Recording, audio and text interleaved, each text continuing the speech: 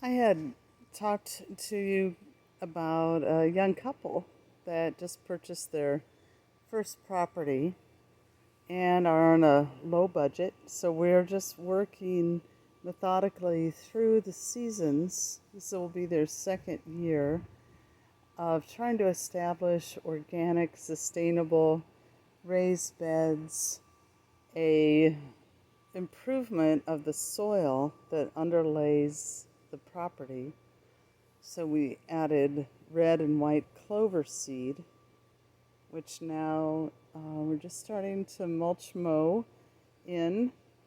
And they bought their own electric or battery operated mower, which is great. So I just wanted to do a shout out about the property, and this is a process. So I'll do a before and after video here. But the grass, we've gotten so much rain in the Northeast, in the New England area, that the grass has put on a lot of growth. And so it's taking multiple passes to cut, and then I'm going to rake down the grass clippings into and let it fall down onto the soil. It's so important that complements the growth of those soil organisms that are using that nutrient rich grass as food, that develops a better subsoil structure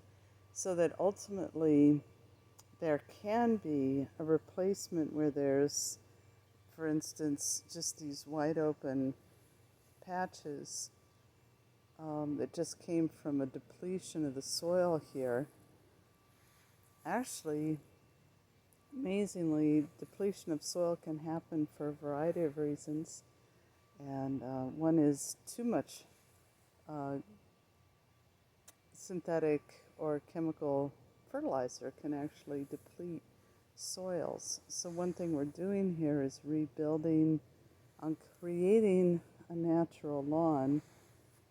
Now they've chosen to have some dwarf fruit trees with some strawberries that I planted around the base for them. And again, just a very simple beginning because they are on a minimal budget.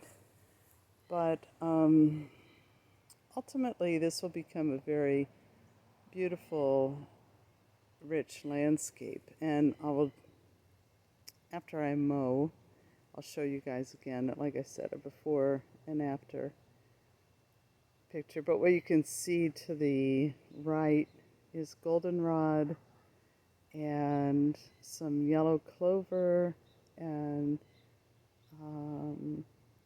the daisy, Shasta daisy, which is the white flowering plant, and then echinacea or purple coneflower in the back, daylilies off to the far left, um, and then some black-eyed Susan that volunteered next to their fire pit. So anyway, so I'll be working on this garden, trying not to, or deliberately avoiding areas where pollinators are still feeding. And if I walk into this little prairie area that they've built in sort of a teardrop shape off their back porch, we'll see that there are quite a few pollinators working the blossoms of these native plants, and it's quite nice to see all the activity. And then year after year, the pollinators will learn and remember that this is a place to come where they can feed.